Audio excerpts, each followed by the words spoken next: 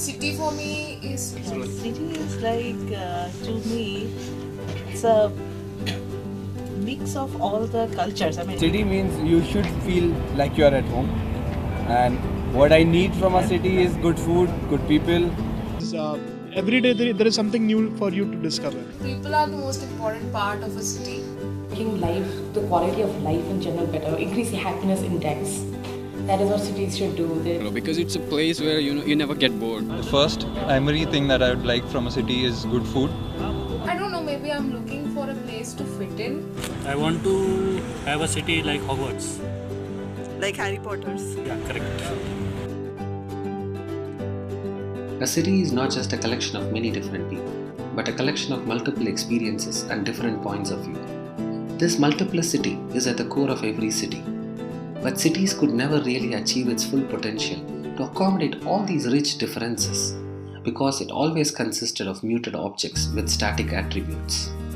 As a result, I grew up in a generation where I had to adapt to the cities and their systems. But today, in a network society with objects that can talk to each other, exchange and respond to data, learn and adapt to the human behavior, for the first time in human history, cities can adapt to its many different citizens. Hi, I am Mani and this is my friend Devyani. We are designers from National Institute of Design India and we are here to share our vision of a wearable city with the IxDA community. I grew up in a small town in southern India while my friend grew up in India's biggest city, New Delhi. So the starting point of this idea was how differently she, the insider, and I, the outsider, looked at the concept of a city. And we thought, what if the city could really respond to these differences? What if it could celebrate such differences by customizing small experiences in real time through wearables? What if the future cities are need-based, responsive, and reactive spaces rather than being in one template city for all? For example, imagine a staircase of a building transforming into a slide for a kid to play around, or public buildings becoming playful characters from his coloring book.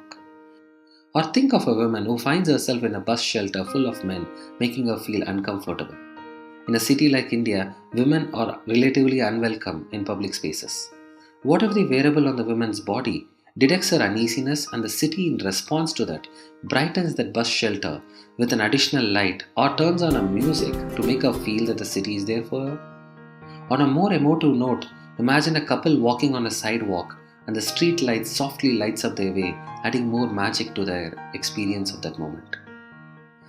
These things may sound fanciful, but it is possible today, and more importantly, it is desirable. Cities themselves were cultural innovations that got people of different kinds to come together and form a breeding ground for innovation. Then came the evolutionary leap of network cities, which made real-time optimization of resources possible.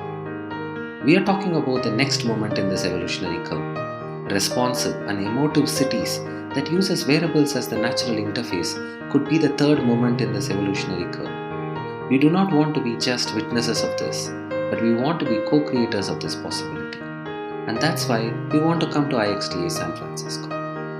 Thank you.